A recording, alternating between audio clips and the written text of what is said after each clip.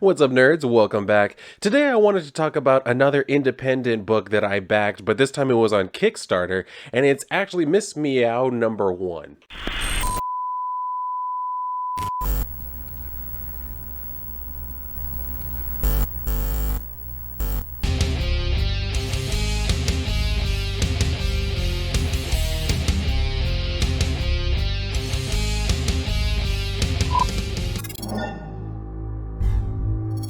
Alright, so like I said, this is a book that I backed originally on Kickstarter because I really like the art that was coming from it because it's tied to Jamie Tyndall. If you don't know who that is, he's the one who launched the White Widow thing.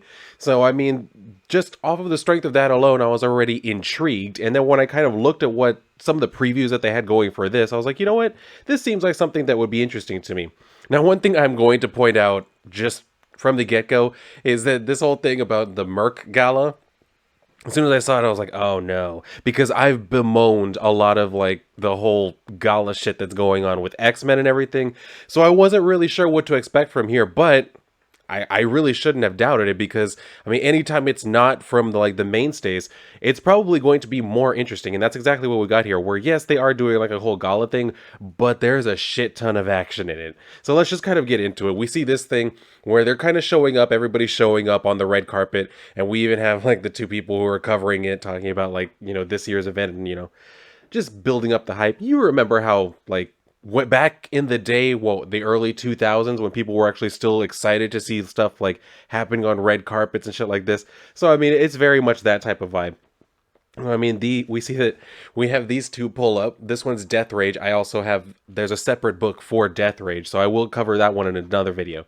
But anyway, he's showing up with his daughter, who's named Death Spawn, and they're asking like, "Who are you wearing?" And he's just like, "How you doing?" He actually has no idea like where the suit is. He said the suit just literally showed up, but he starts trying to talk about like all of their protective gear and weapons and shit.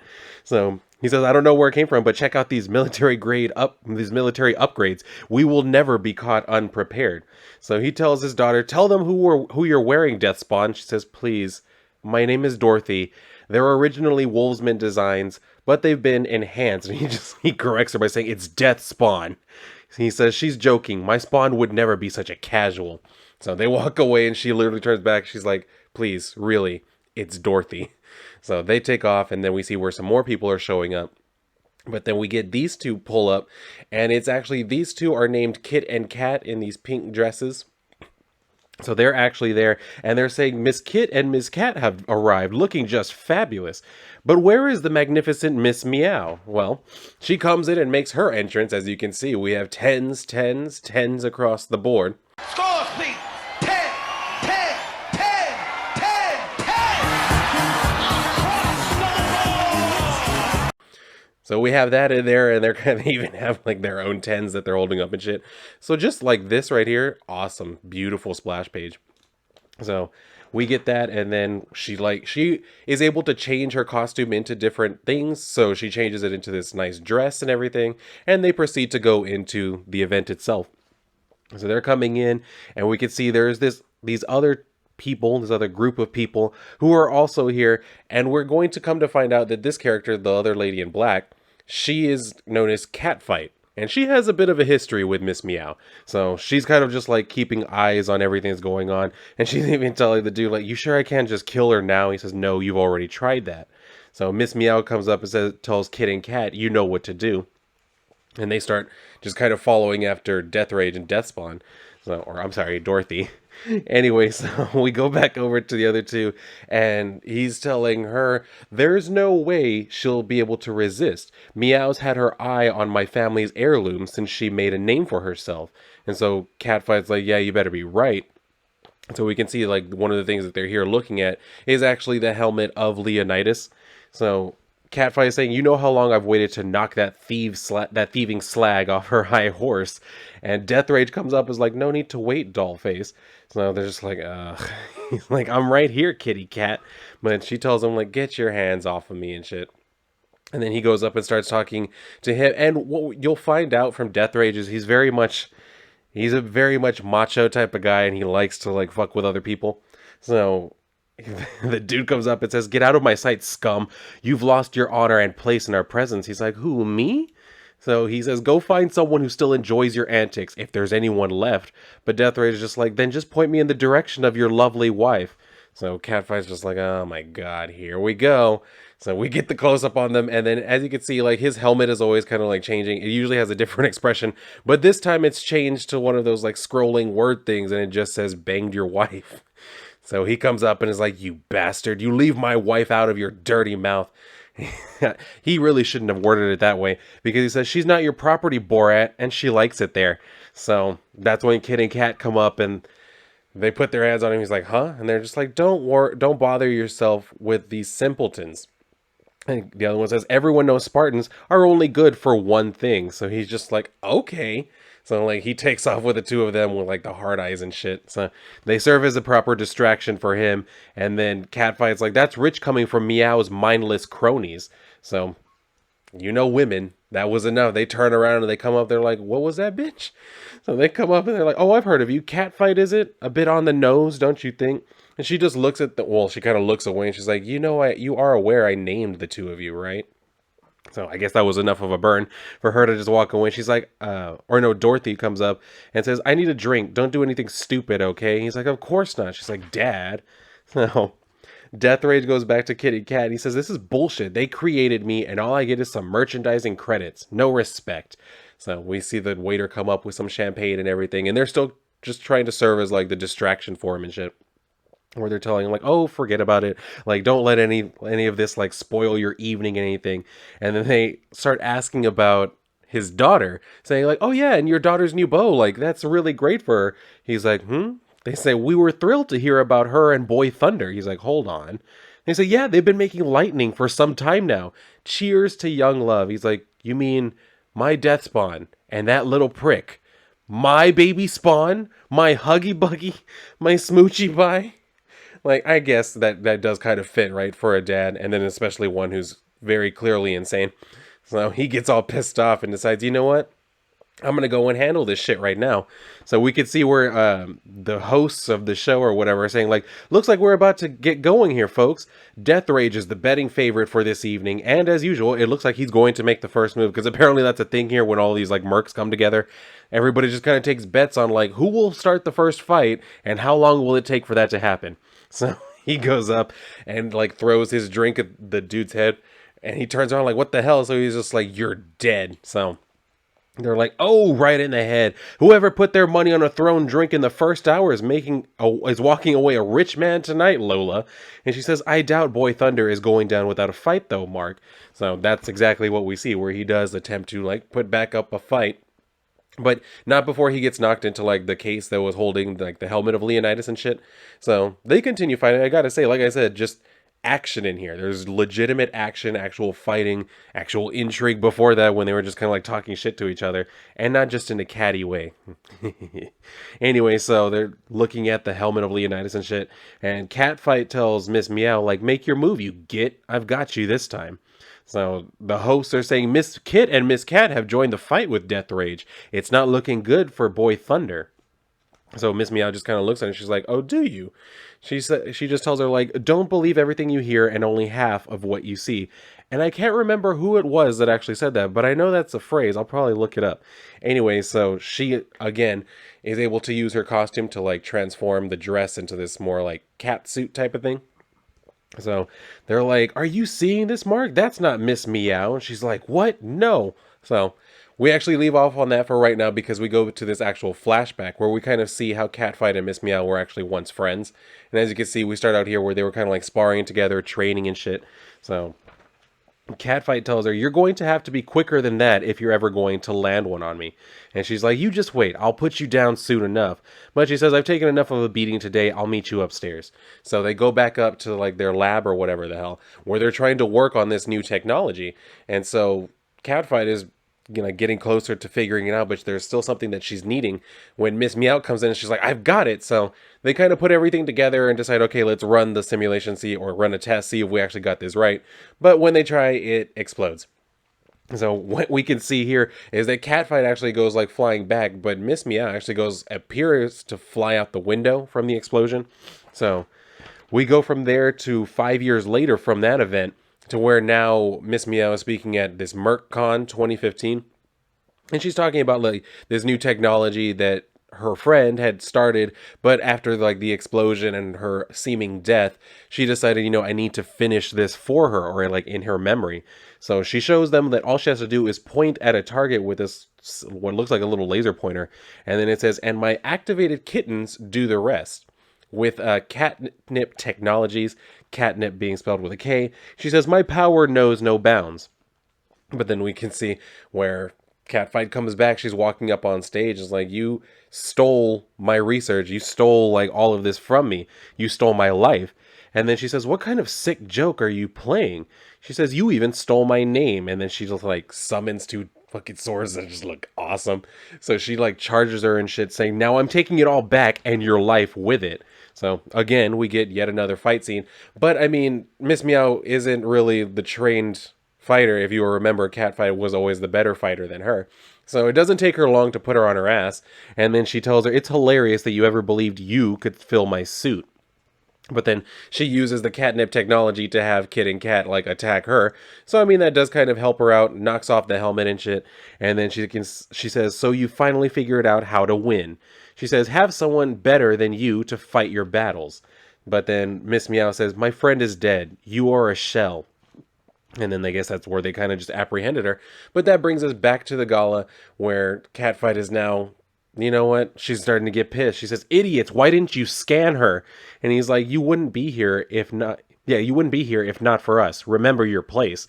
But she says, "Don't you see? This was all just a distraction." What the fuck is she up to?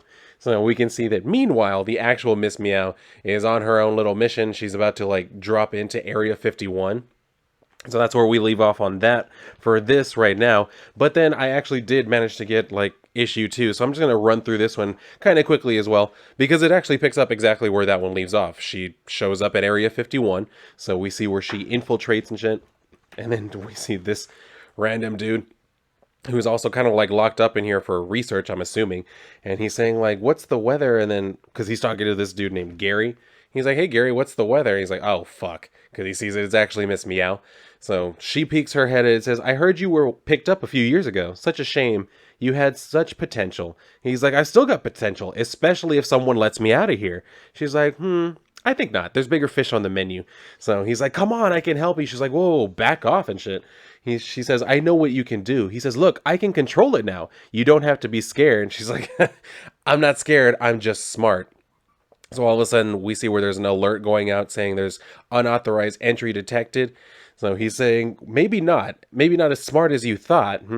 She says, "It's not me, metal wit. Keep quiet." And then he decides to be an ass by yelling out, "Quiet? I'm sorry, did you say you want me to be quiet?" So she uses her technology again to transform herself back into Gary and shit. And then the other guy comes running out too. She pretends to like be Gary by saying, "What's going on?" He says, "Some kids got into the hold. What's up with lead for brains?" She's like, "I told him there might be danger, so he should be quiet." And then of course he keeps yelling like, "Aren't you smart enough to make me quiet?" And then she goes to where she had the actual Gary stash and shit. She's like, "Perfect, right where I left you." So she goes to like sneak back out, and just this art, y'all, like just this art. I love independent comics because of the art that we get from this. Like, incredible. Anyway, so she's like, "What the fur is going on and shit?" And then she hears over her comm system, like, "You're causing quite the ruckus." But she's like, "It's not me. Get here now." So they're saying, "I'm en route to pick up. The police are closing in. Going into stealth flight mode. 2 minutes." So she's like, "What amateurs make this much noise?" And then we can see exactly who the amateurs are. And I believe this is actually going to lead into another series called Born of Blood, if I remember correctly. So I'm pretty sure that's going to be it, because that looks to be the type of thing like where they have the helmet and then like the costume and everything. So I'm pretty sure it's just setting up for that. But anyway, the metal guy is like, "Holy shit, that was awesome." And then she's looking down like, "The helmet? How?" But anyway, her transport is here, comes and picks her up. And then we go back over to Catfight, who's in her own lair. And I have to say, like, I do love the motif that she has going here, where she's an evil bitch, and you can see it. Like, she's literally using a dude as a footstool, and like all of her minions and shit are always in like latex leather bondage gear and shit. Like, just really sells that whole like I'm evil aesthetic. Anyway, so she's like, leaving the scene empty-handed. Those little brats have my thanks. She's vulnerable. So she's saying like, yes, now is the time to strike. And she literally just kicks her footstool just for the hell of it. So she gets up and starts walking to go like get herself dressed, I guess.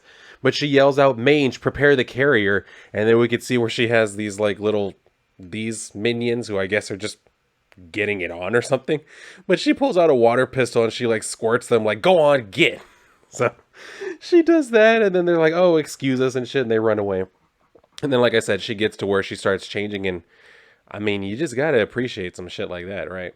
Anyway, so she gets changed into her outfit, and then she sees where there's someone here, like, showing up to her base. She's like, well, who is it? And so we could see where it's Death Rage, and he has this, just the happiest face on. He's like, hey, crazy, let me in.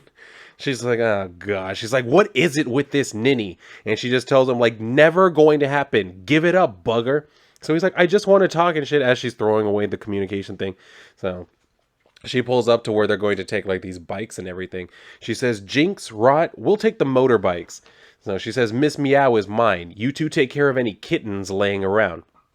So you can see again, like they're all suiting up, like I said, in like this leather bondage gear type of shit. So you gotta love that. Anyway, so they get ready to head out, and she says, Mange, that carrier better be ready in a chivvy. I think that's how that's pronounced. Anyway, so we go back over to Malibu, California, where Miss Meow is showing up to her like house, and God, do I wish I lived in a place like that. Anyway, she's showing up and she sees that the news is on where it's saying investigators have linked the group to the young creator of Hollow Touch. They escaped with a fugitive that was being held in the base. So she's calling out to Scooter and says, Scooter, I'm back. I want to report on those kids immediately. She says, how did they find out about the relic? But then she realizes she has no response, so she's like, Scooter? And she goes looking around, she's like, Scooter, is anyone here? She's like, look, and like I said, God, do I wish I lived in a place like this. I really do. Anyway, see, this is what I need. I need escapism. I need fantasy. I need to be able to wish that I were well, I mean, not that this place is that bad, but if I were living here, you would never hear from my ass again. And, well, you would. I'd make videos still, but you'd never see my ass again is probably the point. Anyway, so she's like, he must be downstairs but then we have that moment where she like opens the closet, like, oh shit, he's in there. She's just like, Scooter, and then they like sneak up behind her and use this like gas agent to like knock her out. And if you've noticed, as I've been flipping through the pages, they have like all of these like mock ads in here, and I think this was my favorite one, the certified graded guns. And I don't know if you can actually see it, but it's literally saying this is Lee Harvey Oswald's rifle. Just that was fun. Like when I first saw it, I was like, CGG. I was like, it still makes me laugh just looking at it. Anyway, so we see where it's a few hours later and she's being woken up again with like a squirt gun. She's like, what the hell are you doing? And so he's just like, meow. And I think my favorite part of the outfit, just not even the glasses, it's the name tag that says, hi, my name is Sammy. And then we see where they put her in a giant cat carrier. So I love when you stick to a theme. Like everything is just cat themed, and I love it. Anyway, Catfight is being brought in. She's literally being hailed in like Cleopatra on a throne and shit. So they bring her in, and then she immediately goes up to like the bars to be like, you know, this is ridiculous, let me out. But of course, it's electrified, so shocks her and shit. Catfight gets a nice little chuckle. Well, everybody gets a nice little chuckle out of that. And then she comes down and says, you're in my kingdom now, mate. She's like, you know it won't last. Kid and Cat will already know where I am. So she tells her, you think I'm daft? Your neural link is cut off here. Besides, your plump porter kitten told us exactly where to find the rest of your gang. Safest place for your family is close to home, right? So she just gives her this mean look and says, if you hurt Scooter, Kid and Cat will be the least of like your worries and shit. And we can see where, yeah, she has like her whole army or whatever the hell like riding out there to go and encounter this. So that's where it leaves off on this for right now, and I cannot wait to see where this goes. Yeah, there it is. See, Born of Blood, that's the other one. So, and I mean, like I said, just Jamie Tyndall's art, just incredible. So I cannot wait to see where this goes. This may be an entirely new franchise that I'm just going to be a huge fan of for a while, because I know that they're funding issue 3 right now on Kickstarter, if I'm not mistaken. But yeah, this was such a fun read. Like it really was. Even right now, as I was going through it again, like it was still just fun just to talk about it. So, I mean, these are the type of stories that I really do miss. Like these are the type of stories from like the late 90s, early 2000s that, God, I miss. You know, just the best time, well, in my opinion, at least as long as I've been alive, just like the best time in comics. I realize other people are going to argue like for the 80s or the 70s or the 60s, you know, when a lot of shit was popping off. But I mean, with hindsight, like this was when people really got into comics for this, just for storytelling, to do like more inventive, creative things and to really push the boundaries of like, the art, storytelling, all of that. So I can't wait to see where this goes. I really can't, because I'm going to keep up with it. But I needed to make video talking about this because yeah, just from the moment I got it and I started like flipping through and I was like, you know what, this is going to be great. I mean, yes, you're going to have people who are going to look at this and it's always those same people who are like, unrealistic body proportions on who cares? It's a comic book. It's drawn to be visually appealing, and that's exactly what the hell it is. And that's all I need it to be. So, I mean, I don't know if anybody out there also backed this particular project and has read this. If so, definitely let me know what you thought. Or if not, just feel free to let me know what you think about it. I believe you can actually still get these on their website. So, I mean, if you want to go and look that up, it's mercmagazine.com. I think it's on the back of this one. Yeah, there it is. So, I mean, definitely go back and go and check this out. See if you can pick up any of it because I guarantee you, you're going to enjoy the story. If I enjoyed it, I always think that other people will too. So, if you do want to pick this up or if you found anything interesting here, do feel free to share that with me in the comments. Let me know your thoughts. But I think that's going to do it for me on this video. So if you enjoyed it, definitely make sure to like the video. Make sure you are still subscribed. And if you would like, go ahead and share out the video. You know how much I appreciate that. But if you're done here, then go and read a book, especially these if you can get them. And if not, then I will see you on my next video.